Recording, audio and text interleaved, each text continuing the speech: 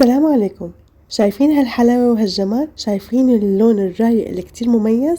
الكيكة المخملية كيكة الريد فيلفت اللي بتنباع برا بأسعار كتير غالية. تعالوا نعملها مع بعض بطريقة كتير بسيطة ومكونات جدا بسيطة، رح تطلع معكم ناجحة من أول مرة، رح يحبوها الكبار والصغار.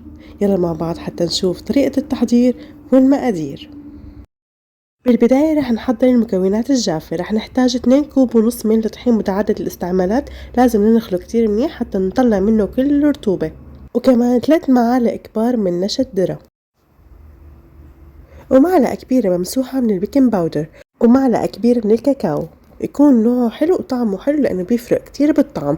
وننخلهم مع بعض ونحط لهم رشة صغيرة من الملح ونخلطهم كتير منيح مع بعض حتى كلاتهم يتجانسوا ونشيلهم على جنب. الخطوة الثانية رح نجيب مضرب الكهرباء ونحط 4 بيضات يكونوا بدرجة حرارة الغرفة، وكمان معلقة صغيرة من الفانيليا السائلة أو ظرفين من الفانيليا البودرة، ومعلقة كبيرة من الخل الأبيض العادي مو خل تفاح، ونضربهم هيك كلاتهم مع بعض حوالي 5 أو 7 دقايق لحتى البيض ينفش بهذا الشكل مثل ما انتو شايفين. هيك صار عندي تمام. ونضيف كاسة من السكر بالتدريج من دون ما نوقف خفق حتى نلاحظ انه حبيبات السكر دابت تماما وما عاد إلها اثر. منقلل السرعة على اقل درجة ونضيف 3/4 كوب من الزيت النباتي، وكمان كوب وربع من الحليب يكون دافي. هي النقطة كتير مهمة، ما يكون سخن دافي، يعني نحط اصبعاتنا فيه نتحمله. وهيك المكونات كلها اختلطت مع بعض. هلأ رح نضيف المكونات الجافة كمان لساتنا على سرعة قليلة. حنضيف المقدار كلياته بالتدريج لحتى يخلص عنا كله.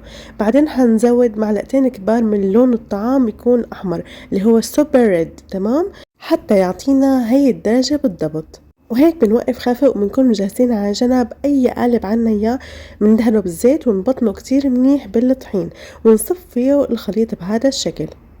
وراح ندخل القالب طبعا على فرن نكون نحن مشغلينه ومسخنينه من قبل على درجة حرارة 180 لحتى يستوي عنا الكيك تماما. قديش بياخد وقت بيفرق من كل فرن للتاني. ولحتى يستوي الكيك رح نجهز الصوص الأبيض. رح نحتاج بالخلاط كاسة واحدة من الحليب السائل، وكاسة واحدة من الحليب البودرة، وكاسة واحدة من السكر البودرة، وكمان معلقتين كبار من الكريمة الشانتيه، وكمان 4 قطع من الجبنة الكريمي، أهم شي تكون مو مقاطعة، وكمان 3 كوب من الزيت النباتي. ورح نخلطهم كتير منيح حتى يصير عنا القوام بهذا الشكل مثل ما انتو شايفين.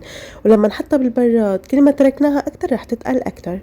هيك الكيك صار عندي جاهز. حطيت فيه خل او عود وطلع العود نظيف تماما، وبنتركها حتى تبرد تماما، وبعدين بنقلبها ونزينها بهذا الشكل. بنحط عليها الصوص الابيض وخليها غرقانه بالصوص. شوفوا ما احلاها، حتى اللون بيجنن.